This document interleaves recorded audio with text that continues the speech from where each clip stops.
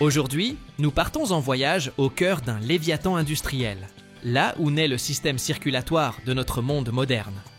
Nous allons parler de la production de tubes en cuivre. Ça a l'air simple, n'est-ce pas? Mais je ne parle pas d'une petite usine. Je parle d'un mécanisme gigantesque, rugissant et ardent, qui chaque jour, 24 heures sur 24, transforme des montagnes de cuivre pur en 13 000 tonnes de tubes parfaits. Ce n'est pas un simple processus de fabrication. C'est le spectacle métallurgique le plus grandiose et le plus rapide de la planète.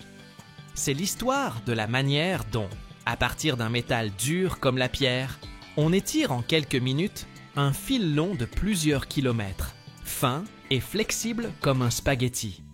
C'est un véritable dieu industriel qui crée sans relâche les veines de nos maisons, de nos hôpitaux et de nos voitures.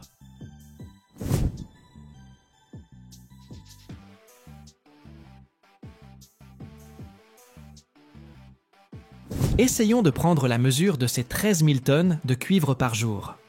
Imaginez la Statue de la Liberté. Toute cette structure gigantesque pèse 225 tonnes. Cela signifie que cette usine crache assez de cuivre chaque jour pour construire près de 60 statues de ce genre. Chaque jour de la semaine, sans pause déjeuner. En un an, cette seule et unique usine produit près de 5 millions de tonnes de cuivre, ce qui représente une part considérable de la production mondiale totale. Si l'on prenait toute cette production journalière et qu'on en étirait un tube de plomberie standard d'1 demi-pouce, sa longueur dépasserait les 14 000 miles. C'est plus de la moitié de la longueur de l'équateur terrestre. Chaque saint jour. À l'usine arrive une matière première qui ressemble à une œuvre d'art, le cuivre cathodique. Des plaques parfaitement rectangulaires et lourdes, d'une couleur rose-rouge profonde et étonnante. C'est du cuivre d'une pureté de près de 100%, à savoir 99,99%. Il ne contient pratiquement aucune impureté.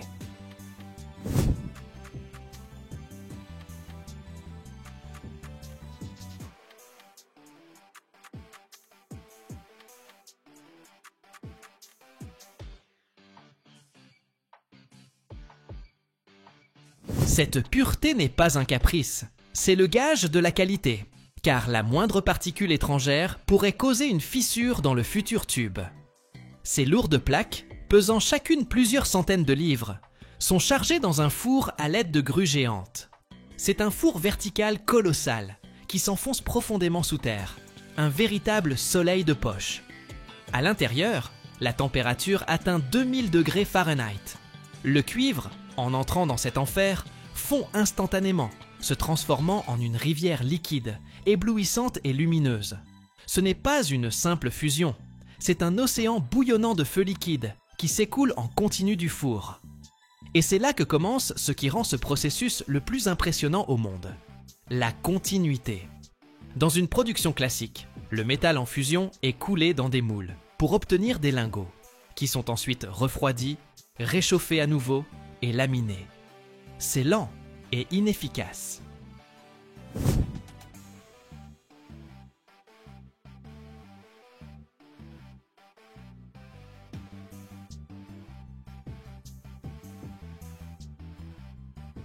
Mais ici, tout se passe en un flux unique, infini et frénétique. Le cuivre liquide s'écoule directement du four vers un dispositif spécial, une machine de coulée continue. Imaginez une immense roue en cuivre, refroidie à l'eau, dans laquelle est creusée une gorge circulaire. Le cuivre en fusion s'écoule dans cette gorge, et pendant que la roue tourne lentement, il commence à se solidifier, formant une barre de cuivre continue, massive et chauffée au rouge. Cette barre, sans même avoir le temps de refroidir, arrive immédiatement au laminoir. C'est une série de cylindres qui la compriment et la façonnent. Mais surtout, en son centre, un trou est percé à l'aide d'un mandrin spécial. Ainsi, sous nos yeux, en quelques minutes, le métal liquide s'est transformé en un tube infini, à parois épaisses et incandescents, qui sort de la machine comme un serpent de feu. Ce tube mère peut avoir un diamètre de plusieurs pouces, et ce n'est que le début de son voyage.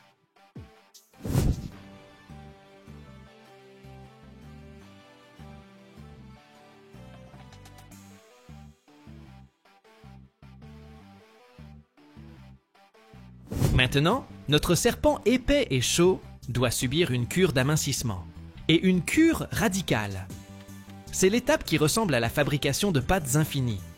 Le tube mère refroidi est acheminé vers un banc d'étirage. Imaginez une série de plaques d'acier incroyablement solides, percées de trous qui se rétrécissent progressivement.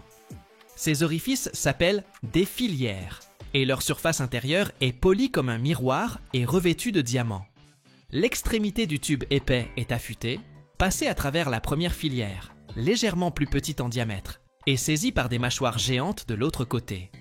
Et ces mâchoires, se déplaçant sur un long rail, commencent à tirer. Avec une force incroyable, mesurée en dizaines de tonnes, elles font passer le tube à travers cet orifice étroit. Le cuivre, étant un métal très ductile, ne se déchire pas. Il s'étire, devenant plus long et plus fin, comme un caramel que l'on étire. Ce processus est répété encore et encore.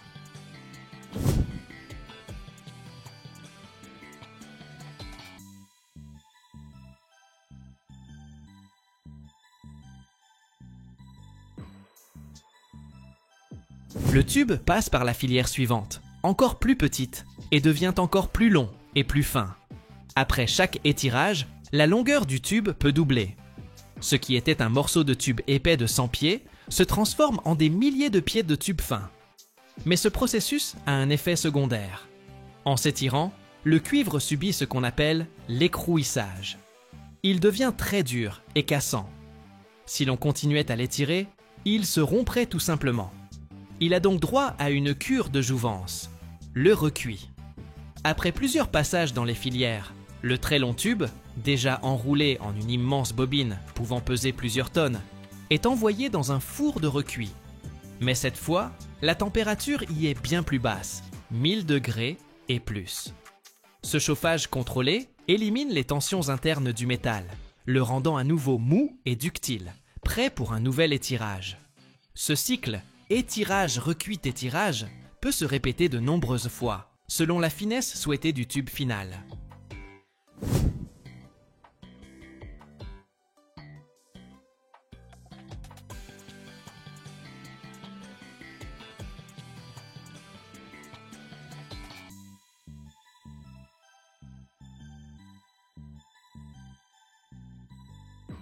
Et voilà, quand le tube atteint le diamètre et l'épaisseur de paroi voulue, il est enroulé sur une bobine finale.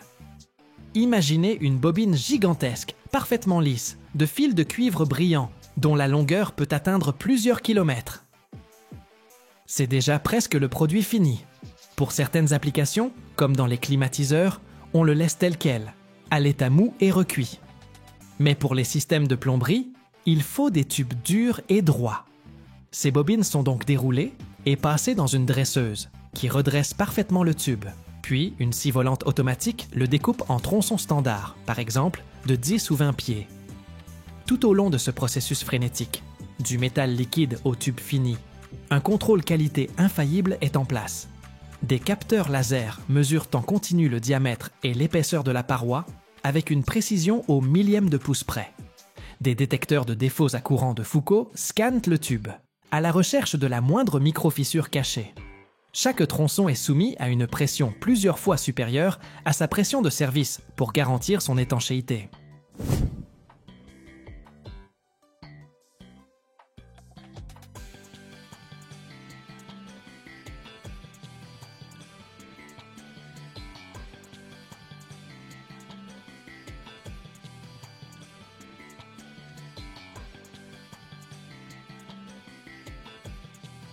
Et ce n'est qu'après cela que des tubes parfaitement propres, brillants et vérifiés sont emballés, marqués et envoyés dans les entrepôts. Et c'est ainsi que, 24 heures sur 24, 7 jours sur 7, cette incroyable usine monstre qui ne dort jamais transforme des montagnes de cuivre pur en rivières infinies de tubes, qui se répandront ensuite dans nos maisons, transportant l'eau, la chaleur et le froid, accomplissant silencieusement leur travail vital.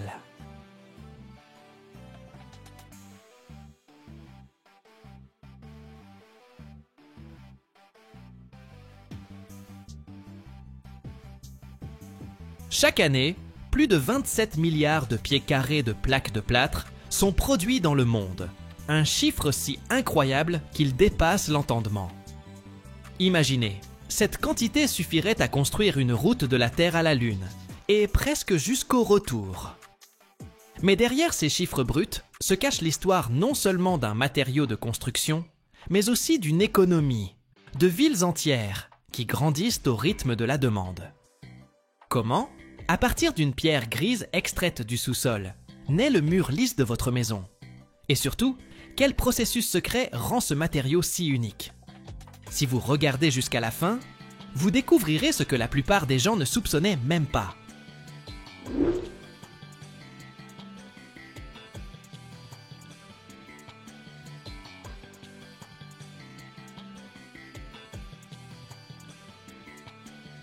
Les chiffres derrière la production de plaques de plâtre aux États-Unis ne sont pas simplement grands. Ils sont astronomiques et ils racontent l'histoire de la manière dont un pays construit, rénove et respire. Récemment, les usines américaines ont produit environ 27 milliards de pieds carrés de plaques de plâtre en un an. Ce nombre est si colossal qu'il est difficile à saisir. Essayez d'imaginer, si l'on mettait bout à bout toutes ces plaques, on pourrait créer une passerelle d'1 mètre de large qui s'étendrait de la Terre à la Lune et couvrirait près de la moitié du chemin du retour. Ou bien, avec cette quantité de plaques, on pourrait recouvrir entièrement le territoire de l'État du Delaware 2 fois et il en resterait encore. Ce flux incessant de matériaux de construction n'est pas seulement un produit physique, mais aussi un puissant indicateur économique.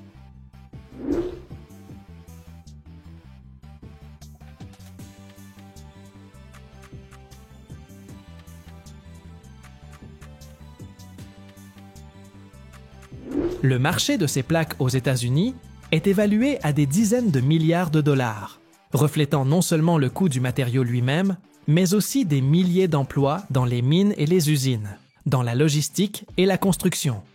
Tout ne commence pas dans l'atelier, mais bien avant, dans une carrière, où l'on extrait le gypse. C'est un minéral naturel, une roche qui s'est formée il y a des millions d'années, à partir de mers préhistoriques. Il peut être blanc, grisâtre, parfois avec des veines rosées. D'énormes excavatrices mordent dans les gisements de gypse et chargent des tombereaux de blocs de cette pierre. Ces camions amènent des tonnes de gypse à l'usine et le déversent sur une aire de stockage, créant des montagnes entières qui attendent leur transformation. La première étape à l'intérieur de l'usine est un concassage grossier.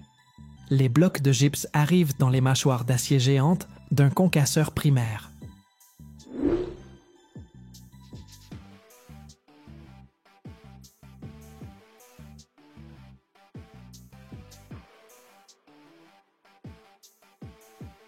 Dans un vacarme et un grincement assourdissant, la machine brise les grosses pierres en plus petits morceaux, de la taille d'un poing. Ce n'est que le début.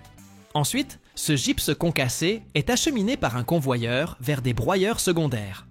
Là, des dizaines de marteaux d'acier, tournant à une vitesse folle, réduisent ces morceaux en fractions encore plus fines, les transformant en quelque chose qui ressemble à du gravier grossier. Mais ce n'est toujours pas suffisant. L'étape finale du broyage transforme le gypse en une fine poudre. Il devient si fin qu'il ressemble à de la farine ou de la poussière. Cette poudre est la matière première principale, mais elle recèle encore un secret qu'il faut révéler. L'étape suivante est l'une des plus importantes et des plus intéressantes. C'est un processus appelé la calcination, et en substance, c'est un séchage contrôlé du gypse.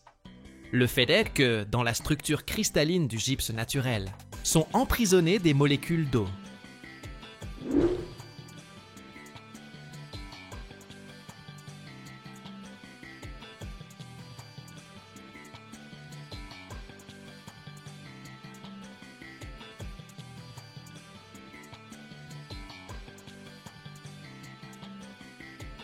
Pour que la plaque de plâtre puisse durcir, il faut temporairement chasser cette eau.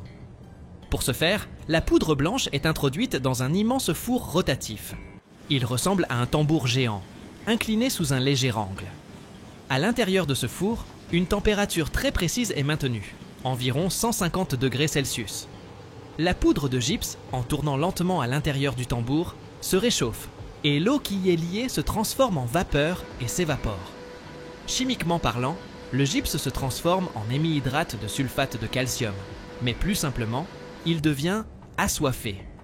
Maintenant, cette poudre, que l'on appelle déjà plâtre de construction ou stuc, possède une propriété unique. Si on y ajoute à nouveau de l'eau, il l'absorbera avec avidité et se retransformera en une roche de gypse solide. C'est cette propriété qui est à la base de toute la production.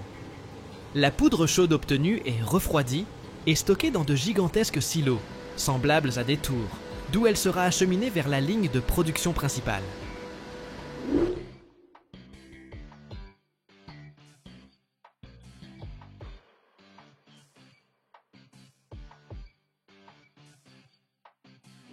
Et maintenant commence le plus spectaculaire, la création de la plaque elle-même.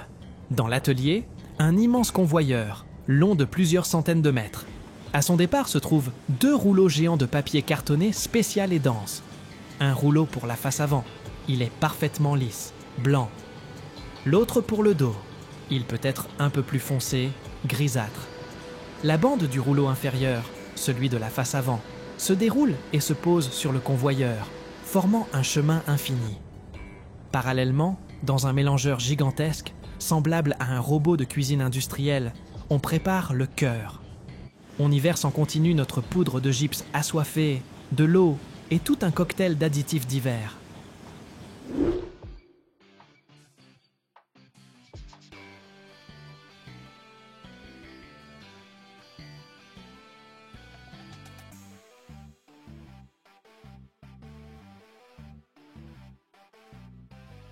Chaque additif joue son rôle. Les agents moussants rendent la masse de gypse plus légère et plus poreuse, comme de la crème fouettée, pour réduire le poids de la plaque. Les plastifiants rendent le mélange plus fluide pour qu'il s'étale uniformément.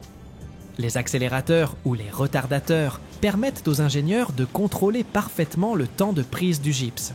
L'amidon aide le cœur de gypse à mieux coller à l'enveloppe en papier. La fibre de verre ajoute de la résistance. Ce mélange, appelé la gâchée, ressemble à une bouillie grise épaisse.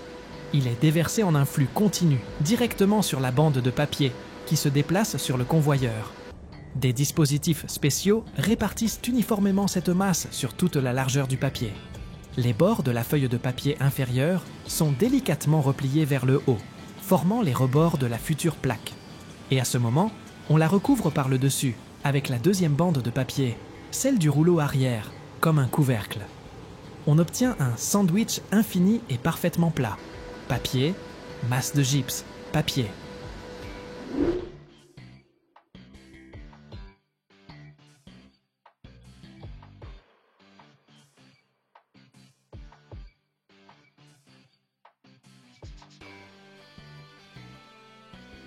Ce sandwich passe immédiatement entre 2 rouleaux ou sous une plaque de formage qui le compriment à une épaisseur précisément définie, par exemple un demi-pouce.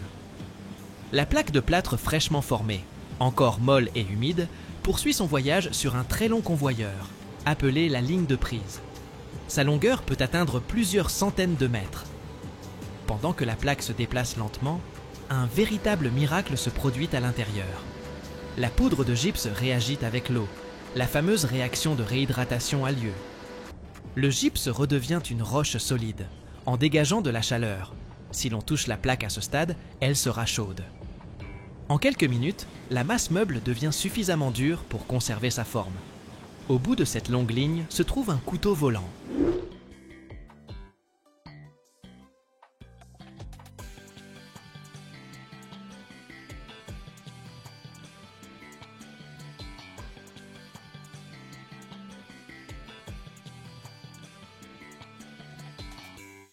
C'est une lame immense qui se déplace en synchronisation avec la bande et, au bon moment, effectue une coupe rapide et précise, découpant le sandwich infini en plaques de longueur standard, par exemple 8 ou 12 pieds.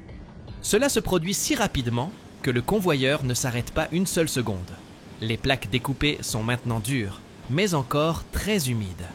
Elles contiennent un excès d'eau qui n'a pas participé à la réaction chimique. Il faut l'éliminer. Un dispositif spécial retourne donc les plaques et les achemine vers la plus grande structure de l'usine, un séchoir multi-étages. C'est un labyrinthe gigantesque, composé de plusieurs niveaux, chacun étant un convoyeur. Les plaques de plâtre se déplacent lentement sur ces niveaux, d'avant en arrière, parcourant plusieurs centaines de mètres à l'intérieur de ce four immense.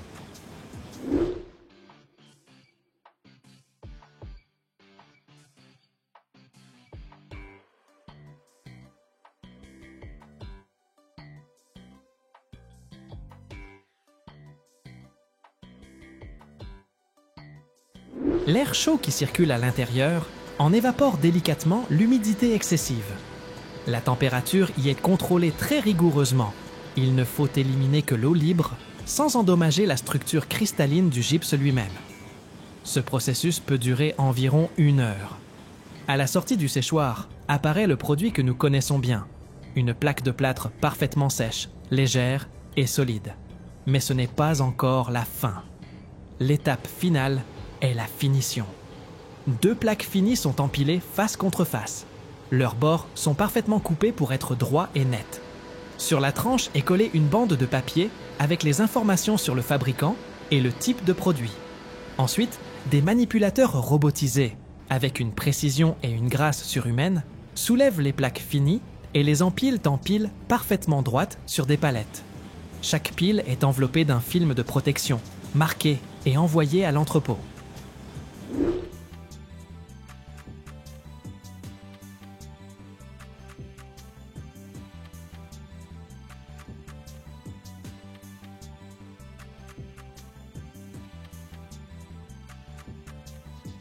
De là, elle partira sur les chantiers pour faire partie de la maison de quelqu'un, se transformant d'une simple pierre grise extraite du sous-sol en un mur lisse et accueillant. La production de plaques de plâtre est comme un baromètre de la santé du secteur de la construction. Lorsque l'économie est en plein essor, les gens construisent activement de nouvelles maisons et rénovent les anciennes, et la demande de plaques de plâtre monte en flèche.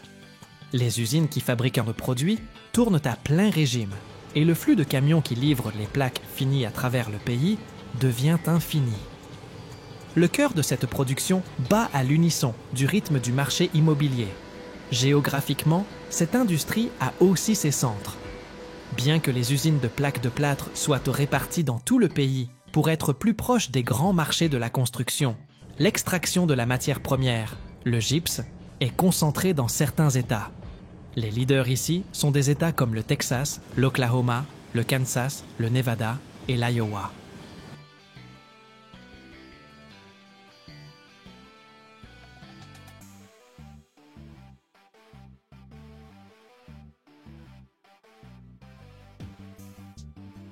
Chaque année, une statistique terrifiante persiste dans le monde. Des milliers d'ogives nucléaires restent en état d'alerte. Au sommet de la guerre froide, il y en avait plus de 70 000 et aujourd'hui, environ 12 500. Cela veut dire qu'en quelques minutes, la planète entière pourrait basculer au bord de la catastrophe. Mais comment, à partir d'une simple pierre, un minerai d'uranium, fabrique-t-on une arme capable d'effacer des villes entières? Que cachent ces usines gigantesques qui consomment autant d'électricité qu'une mégapole? Et pourquoi la production d'une bombe nucléaire n'est-elle pas seulement de la physique, mais surtout une industrie incroyablement chère, complexe et secrète? Reste bien jusqu'à la fin, car tu découvriras un secret que les manuels scolaires ne révèlent jamais.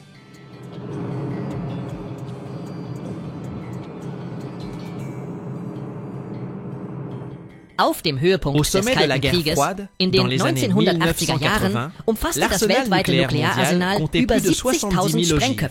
Aujourd'hui, grâce au traité de désarmement, ce chiffre a beaucoup diminué, mais il reste effrayant. Au début de l'année, on comptait environ 12 500 ogives dans le monde.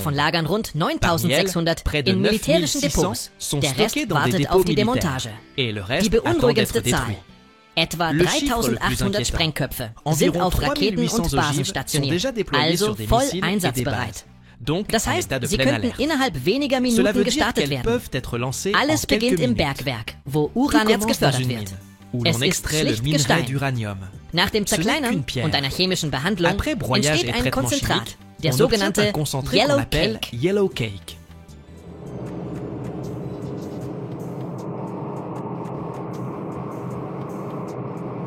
Doch das ist noch Mais nicht ce n'est einmal même der pas encore Anfang. le vrai In diesem début. Konzentrat Dans ce bestehen concentré, 99,3% aus gutem, 99,3% c'est stabilem l'uranium Uran 238, stable 238, et das sich für inutilisable pour Bomben une nicht bombe. eignet. Et seulement Und nur 0,7% c'est sind das l'uranium Problematische. 235, Instabile instable, Uran celui qui nous intéresse. 235, Ce sont das des wir jumeaux brauchen. chimiques. Ils se Beide comportent sind de la chemische même Zwillinge. manière. Sie Impossible de verhalten les sich séparer par praktisch simple identisch chimie. und lassen Leur sich seule chemisch différence, nicht trennen. c'est un poids Der microscopique. einzige Unterschied, L'atome ein d'uranium winziger Gewichtsunterschied. 235 est légèrement Das plus Atom léger. des Uran Pour exploiter cette 235 différence de ist poids, ein wenig il leichter. faut transformer l'uranium diesen solide en Gewichtsunterschied gaz. zu nutzen, muss On le festes convertit Uran en in Gas überführt hexafluorure werden. d'uranium, Man une verwandelt es substance in très corrosive et dangereuse, Uran-Hexafluorid, qui devient eine sehr gazeuse ätzende und à une gefährliche température Verbindung, die relativement schon bei basse. relativ Et niedriger maintenant Temperatur commence l'étape la gasförmig plus wird. complexe, Jetzt beginnt das Schwierigste, l'enrichissement. die Cela se Anreicherung. fait dans une usine Sie findet in einer gigantesque de riesigen la taille Anlage d'une statt, ville, groß wie composée eine de Stadt, milliers et de bestehend aus milliers tausenden d'appareils identischen identiques Geräten, reliés die zu en einer cascade. Kaskade verbunden Cela sind. peut être, par Das exemple, können des Gaszentrifugen centrifugeuses à oder gaz ou Anlagen des zur systèmes de Gasdiffusion diffusion sein. gazeuse.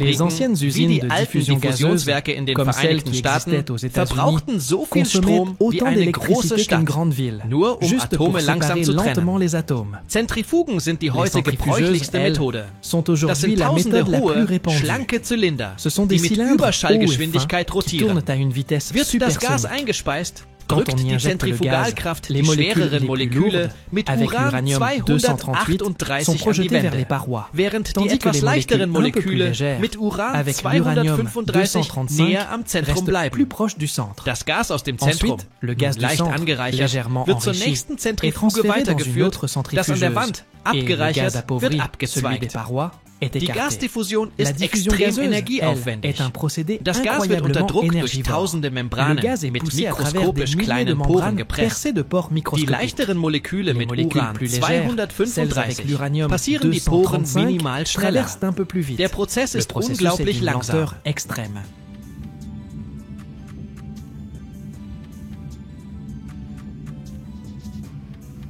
Nach einem einzigen Après Durchlauf chaque passage, steigt die la Konzentration an concentration Uran d'uranium 235 235 augmente nur seulement de wenige quelques Hundertstel centièmes de pourcent. Prozentpunkte. Pour Um passer von des natürlichen 7/10% 0,7% auf naturel waffentaugliche aux 90% zu 90% kommen, nécessaires muss das pour Gas l'armement, tausende le solcher gaz Stufen doit durchlaufen. franchir des milliers Das d'étapes. kann Monate dauern Cela peut durer und des mois erfordert eine et nécessite une kolossale quantité Menge an colossale Energie, d'énergie, vergleichbar comparable mit à dem celle d'une Verbrauch grande einer ville. ganzen Stadt.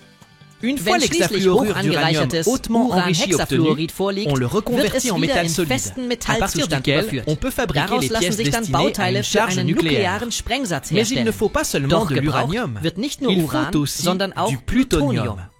Plutonium Le 239 kommt in der n'existe Natur quasiment praktisch pas dans la nicht vor. nature.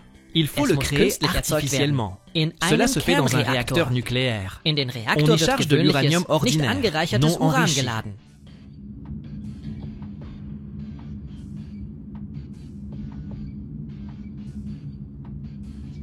Quand le réacteur fonctionne, bombardieren les neutrons Neutronen bombardent die les Atome atomes des d'uranium Uran 238. Certains Einige absorbent fangen un ein neutron Neutron ein se transformant und werden en zu uranium instabilem Uran 239 instable, 239, qui après das sich plusieurs nach désintégrations einigen Zerfällen in devient du Plutonium plutonium 239 239 umwandelt. Au bout d'un certain einer temps, gewissen Zeit on retire werden les die barres de Uranstäbe combustible aus du dem réacteur. Reaktor entnommen. Ce sont alors Nun des sind sie mélanges eine infernaux, höllische, extrêmement tödlich radioactifs, radioaktive Mischung contenant aus de l'uranium, ungenutztem Uran, du plutonium et d'innombrables produits de fission.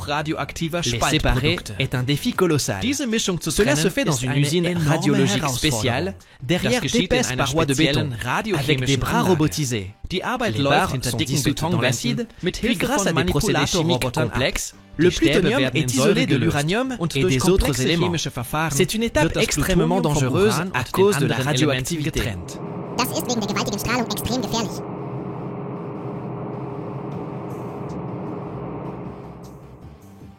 Le plutonium pur obtenu wird in Metall est umgewandelt. transformé en Es métal. ist ein sehr komplizierter, C'est un matériau launischer très Werkstoff capricieux, mit avec mehreren plusieurs kristallinen états cristallins Phasen und et hautement hochtoxisch. toxiques. Daraus On en fertigt man fabrique Bauteile ensuite für die des Bombe. pièces pour l'arme. Um nur Pour 1 produire Gramm seulement Plutonium un zu gramme de produzieren, Plutonium, müssen il faut mehrere traiter Tonnen plusieurs tonnes Uranerz de minerai verarbeitet d'uranium und et mehrere brûler des Tonnen tonnes de Kernbrennstoff combustible im Reaktor nucléaire dans un bestrahlt werden. réacteur. Liegt das Une fois les Material matières vor, obtenues, muss es zur il faut Explosion les gebracht faire werden. exploser. Es gibt Il zwei existe deux grands Grundkonzepte. concepts. Der Le type Kanonentyp. canon. An D'un einem côté, Ende un befindet morceau sich ein d'uranium, Stück Uran plus petit unterhalb que der la masse kritischen critique. Masse. De l'autre, un deuxième morceau, lui aussi sous critique. Avec des explosifs classiques, on projette l'un sur l'autre. Quand ils se rejoignent, leur masse totale dépasse la masse critique et la réaction en chaîne démarre. Le type implosion est bien plus complexe.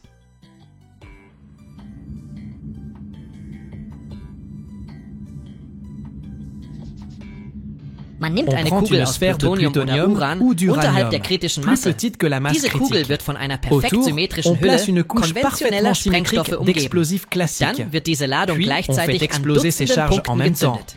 à Mit des dizaines Genauigkeit de im points, Bereich von avec une Mikrosekunden. précision Die nach de innen l'ordre de la laufende Druckwelle microseconde. komprimiert die L'onde de Plutoniumkugel choc qui mit converge enormer vers le Kraft, centre erhöht comprime ihre la Dichte sphère avec une force und im incroyable, verdichteten Zustand augmentant sa wird densité. sie überkritisch. Dans cet Die état comprimé, Kettenreaktion elle startet. devient surcritique. Eine der Et la schwierigsten réaction en chaîne Aufgaben der démarre. gesamten Konstruktion ist Créer es, une onde diese perfekt explosive aussi symmetrische parfaitement symétrique Detonationswelle zu est l'un erzeugen. des défis d'ingénierie Wie les du plus siehst, extrêmes geht de es bei toute der la Herstellung conception. einer Atombombe Comme tu le vois, weniger das fabriquer une eigentliche bombe Montieren, nucléaire n'est sondern pas den seulement Aufbau assembler des einer pièces, gigantischen, mais mettre en place unglaublich une teuren immense und technologisch infrastructure industrielle, hochentwickelten incroyablement Industrieinfrastruktur coûteuse zur et Gewinnung technologiquement spaltbarer avancée, Materialien. juste pour Das obtenir erfordert les matières Jahrzehnte Arbeit, fissiles.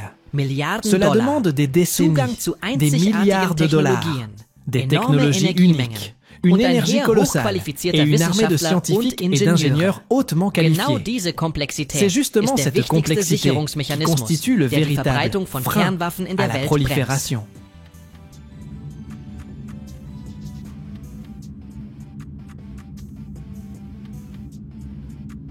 Schätzungen zufolge haben allein die Vereinigten Staaten seit den 1940er Jahren in heutigen Preisen über 10 Billionen Dollar für ihr Atomprogramm ausgegeben. Summen, mit denen man viele globale Probleme hätte lösen können.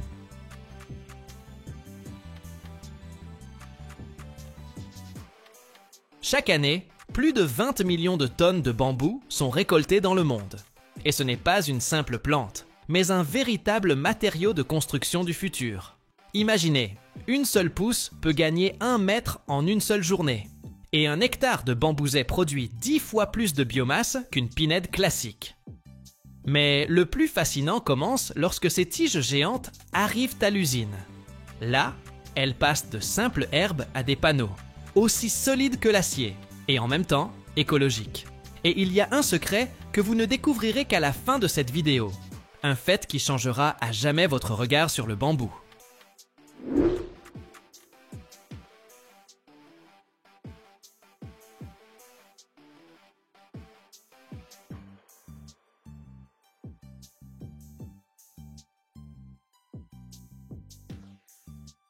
Tout ne commence pas dans un atelier, mais dans les océans verts infinis du sud de la Chine, où pousse le bambou géant Mozo.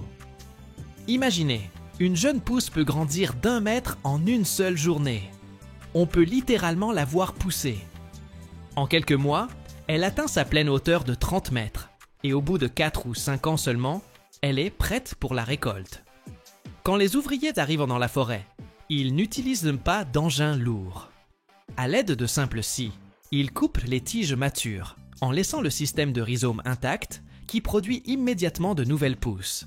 C'est comme la tonte d'une pelouse géante, une ressource qui se régénère à l'infini.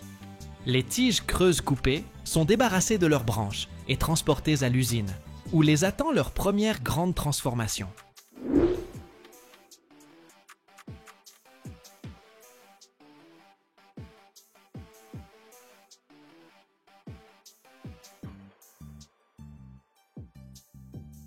D'abord, d'énormes scies découpent les longues tiges en sections de la longueur souhaitée. Ensuite, ces tubes creux arrivent sur une fendeuse spéciale. Imaginez un coupe-pomme géant. Il fend chaque section à une vitesse incroyable en des dizaines de longues et fines lanières. Mais ces lanières ont encore une forme arrondie, une peau extérieure verte et des nœuds internes. Elles sont donc envoyées à la machine suivante, qui leur offre une véritable manucure. Elle rabote tout le superflu, transformant chaque lanière en une latte parfaitement rectangulaire. Nous avons maintenant des milliers de ces lattes, mais elles sont encore brutes. Un spa industriel les attend. Elles sont plongées dans d'immenses cuves d'eau bouillante ou traitées à la vapeur chaude. Cette procédure élimine tout l'amidon et le sucre du bambou, le rendant totalement inappétissant pour les insectes et la moisissure.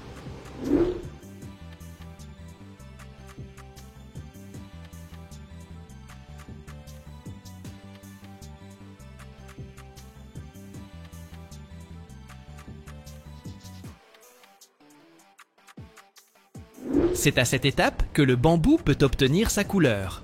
Si on le traite brièvement, il restera clair, naturel. Mais si on le maintient plus longtemps dans la vapeur chaude, les sucres à l'intérieur se caramélisent et il prend une teinte profonde, chaude et mielleuse. Après ce bain chaud, les lattes parfaitement propres et désucrées sont envoyées dans un four de séchage. Là, à une température contrôlée, elles sèchent lentement jusqu'à atteindre un taux d'humidité de 8 ou 10%. C'est d'une importance capitale pour la stabilité du futur panneau. Nous avons maintenant une matière première idéale et il est temps d'assembler notre gâteau de bambou. Des ouvriers trient méticuleusement les lattes par qualité et couleur. Ensuite, elles avancent sur un convoyeur sous des rouleaux spéciaux qui les enduisent généreusement de colle. Et c'est là que se produit la magie qui déterminera l'aspect du futur panneau. Il existe deux principales méthodes de disposition. La première, horizontale. Les lattes sont posées à plat, les unes à côté des autres, en une seule couche.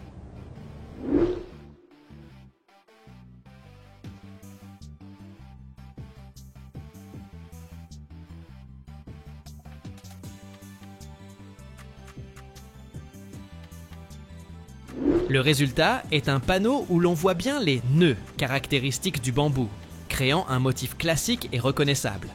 La seconde méthode, verticale.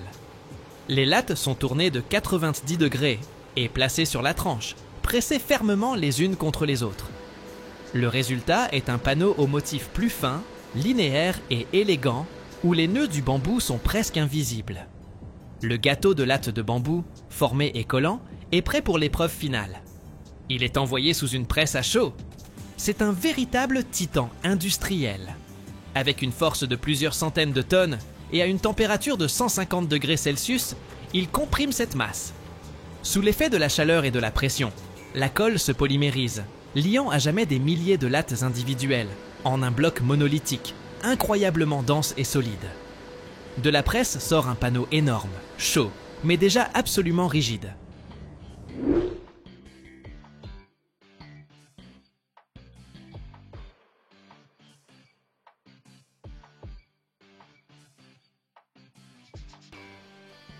Mais ce n'est pas encore un produit commercial. C'est un produit semi-fini. D'abord, on laisse cet énorme panneau reposer pendant plusieurs jours pour stabiliser les tensions internes. Ensuite, on l'envoie à la découpe. Des scies géantes le découpent en feuilles de dimension standard. Et enfin, c'est l'heure des procédures cosmétiques. Chaque feuille passe par une ponceuse multi-étapes. Une série de bandes abrasives, de la plus grossière à la plus fine, transforme sa surface rugueuse en une surface parfaitement lisse et soyeuse au toucher. L'étape finale est le contrôle qualité. Un inspecteur examine attentivement chaque feuille, vérifiant l'absence de défauts, la précision de la géométrie et la qualité du ponçage. Les feuilles de contreplaqué de bambou fini, parfaitement lisses, sont marquées, emballées et envoyées dans les entrepôts.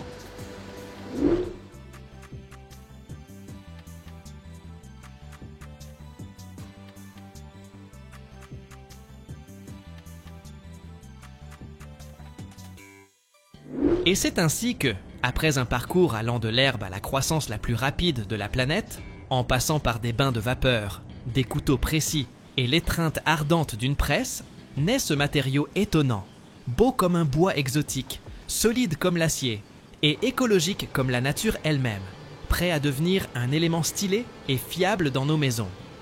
Nous savons déjà que le bambou pousse à une vitesse cosmique. D'un hectare de bambouset, on peut récolter annuellement de 10 à 30 tonnes de biomasse.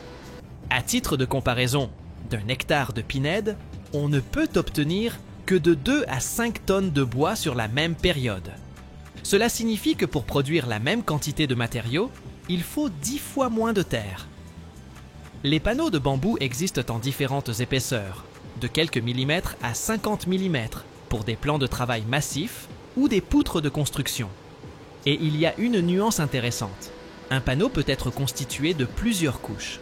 Pour atteindre une stabilité maximale, les fabricants font souvent des panneaux multicouches.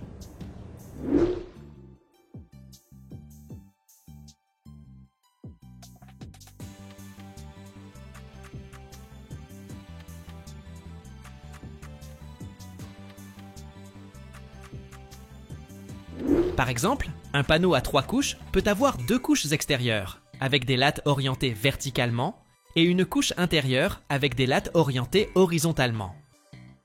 Cette structure croisée, comme dans le contreplaqué, rend le panneau incroyablement résistant à la déformation et au gauchissement.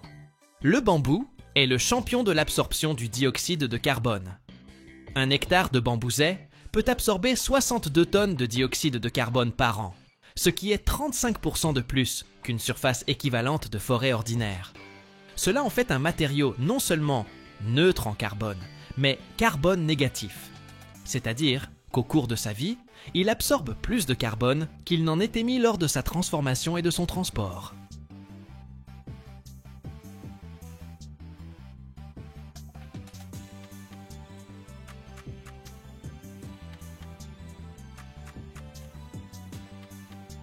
Chaque année, des milliards de dollars sont dépensés dans le monde pour lutter contre la rouille, réparation de ponts, de parkings et de tunnels que la corrosion déchire littéralement de l'intérieur. Mais il existe un matériau qui change les règles du jeu. Il est 4 fois plus léger que l'acier, 2 fois plus résistant à la traction, et ne sait absolument pas ce qu'est la rouille. C'est l'armature en fibre de verre, un nouveau venu qui fait déjà trembler l'acier. Le marché de ce matériau croît de 12% par an. Et aujourd'hui, vous allez voir comment, à partir de centaines de bobines de fils de verre plus fins qu'un cheveu et d'un baril de résine, naît le matériau de construction du futur. Et à la fin, un secret qui changera à jamais votre vision du béton.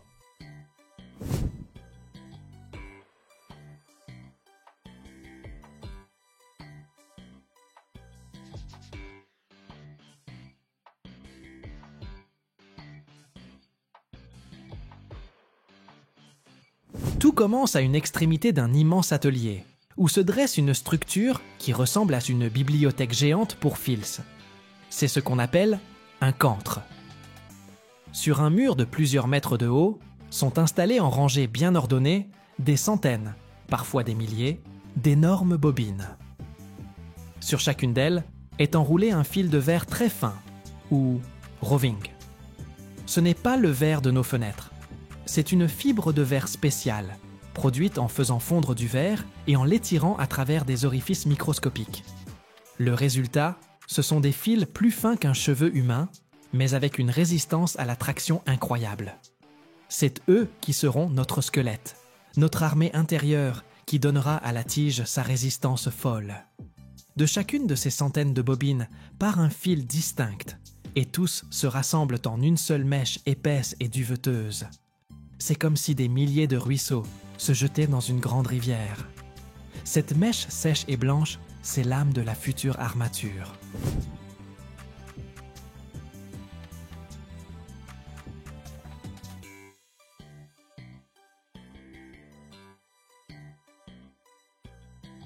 Ensuite, cette rivière de fibres de verre entame son voyage. Elle passe à travers un système de guides et de tendeurs. C'est une étape très importante, bien que discrète. Chacun des milliers de fils doit être tendu avec la même force. Si un fil est lâche, tandis qu'un autre est trop tendu, la charge sera répartie de manière inégale dans le produit final, et il perdra de sa résistance. La machine les aligne donc méticuleusement, les préparant pour le moment le plus important, le baptême dans la résine. La mèche de verre sèche est lentement immergée dans un bain rempli d'un liquide épais et collant, semblable à du miel ou du sirop. C'est la résine polymère, notre chair, qui va se développer sur le squelette de verre. C'est un cocktail chimique complexe. La base est généralement une résine polyester, vinylester ou époxy. On y ajoute un durcisseur, un catalyseur qui va déclencher la réaction chimique et forcer le liquide à se transformer en plastique solide.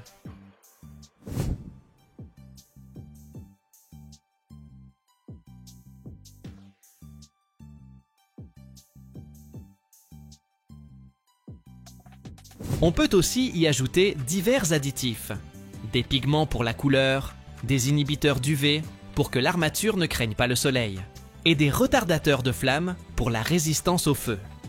Le but de ce bain est d'imprégner chaque fibre, même la plus minuscule. La mèche doit être complètement noyée dans cette résine, pour qu'il ne reste aucune zone sèche. La mèche, imprégnée et lourde de résine collante, sort du bain et se dirige vers son point de naissance, la filière de formage. C'est le cœur de tout le processus. Imaginez une épaisse plaque d'acier avec un trou parfaitement rond et poli, dont le diamètre correspond exactement à celui de la future tige. La filière est chauffée à une certaine température. Lorsque la mèche humide est tirée à travers cet orifice, plusieurs choses se produisent simultanément. Premièrement, la filière, comme une presse, expulse tout l'excès de résine, ne laissant que la quantité nécessaire.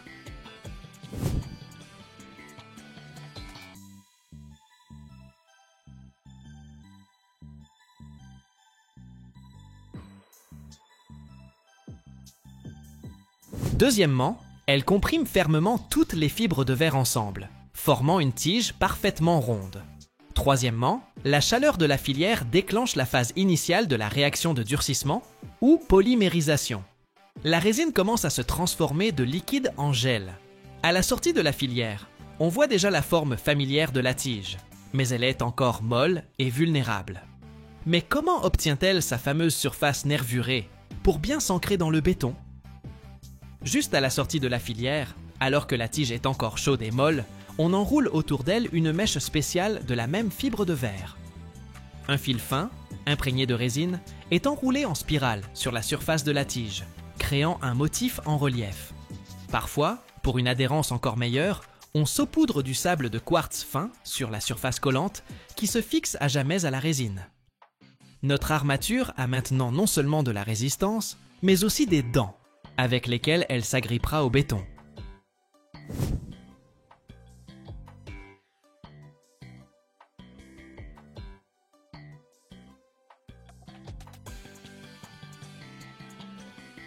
La tige, formée et enroulée, entre dans la plus longue partie de la machine, le tunnel de durcissement, ou four de polymérisation.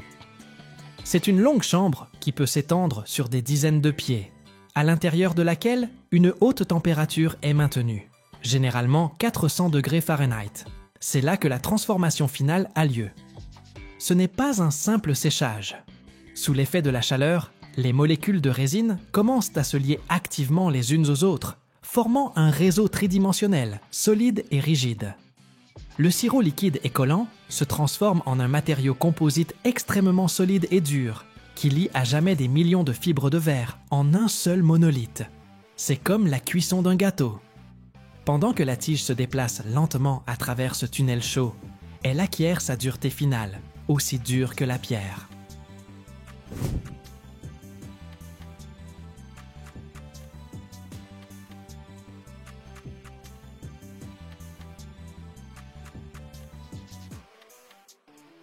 Mais qu'est-ce qui l'attire tout au long de ce parcours? Des bobines au four.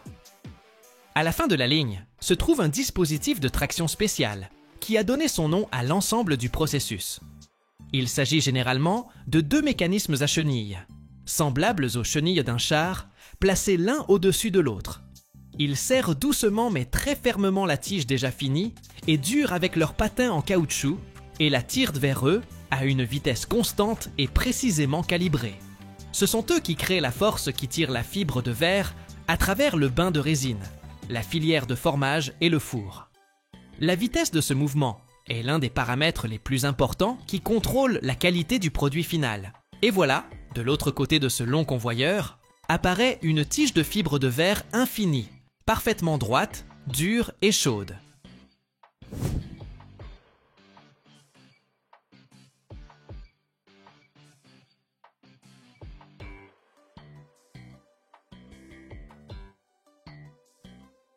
L'accord final, c'est la coupe. Une scie automatique est installée en travers de la ligne. Elle se synchronise avec la vitesse de déplacement de la tige, effectue au bon moment un mouvement rapide vers l'avant et, avec un zest sec, coupe un morceau de longueur standard, par exemple 20 ou 40 pieds, de la bande infinie, Puis, elle retourne à sa position de départ, attendant que la section suivante arrive. Les tiges finies, encore tièdes, roulent sur une table de refroidissement, puis sont rassemblées en paquets, attachées et envoyées à l'entrepôt. Et c'est ainsi que, sous nos yeux, des milliers de fils de verre fragiles et un baril de liquide collant, après un parcours à travers des bains, des presses et des fours, se sont transformés en un matériau de construction du futur, léger mais incroyablement solide, prêt à défier la rouille et le temps dans la jungle de béton. Le marché de l'armature en fibre de verre n'est pas encore un géant comme celui de l'acier, mais c'est le nouveau venu le plus cool et le plus audacieux de la fête, qui gagne rapidement en popularité.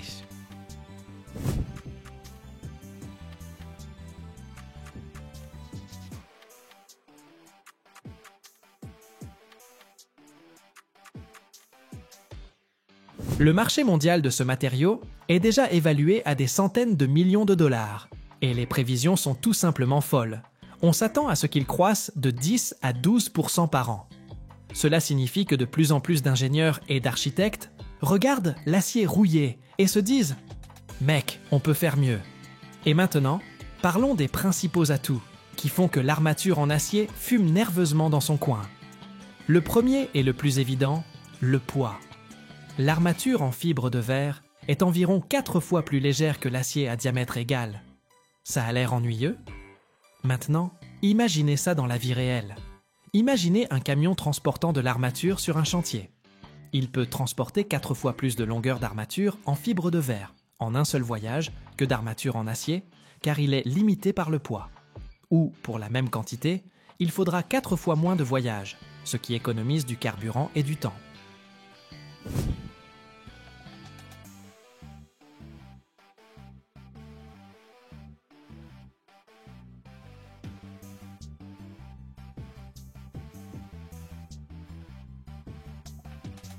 Sur le chantier même, 2 ouvriers peuvent facilement transporter des rouleaux entiers ou des paquets de tiges en fibre de verre, alors que pour déplacer de l'acier, il faut une grue.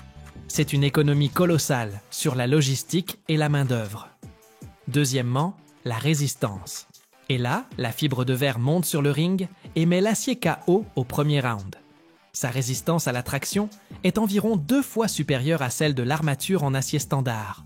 Pour que vous compreniez, pour rompre une tige en fibre de verre, il faut appliquer 2 fois plus d'efforts que pour une tige en acier de même diamètre. Cela signifie que dans certaines structures, on peut utiliser une armature de plus petit diamètre, économisant encore plus de poids et de volume. C'est comme comparer une corde ordinaire à une corde d'alpinisme. Pour une épaisseur moindre, elle supporte des charges beaucoup plus importantes.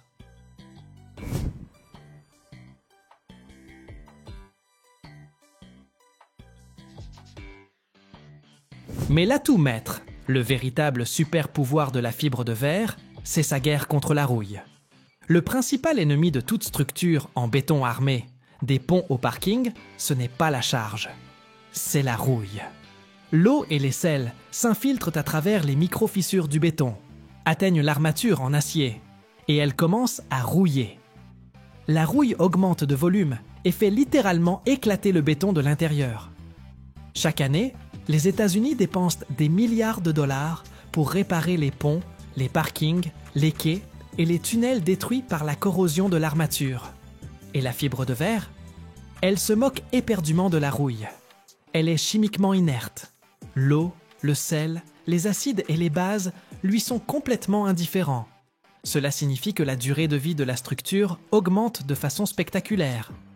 Une structure en béton armé d'acier est conçue pour plus de 50 ans. Une structure avec une armature en fibre de verre est tranquillement conçue pour plus d'1 siècle.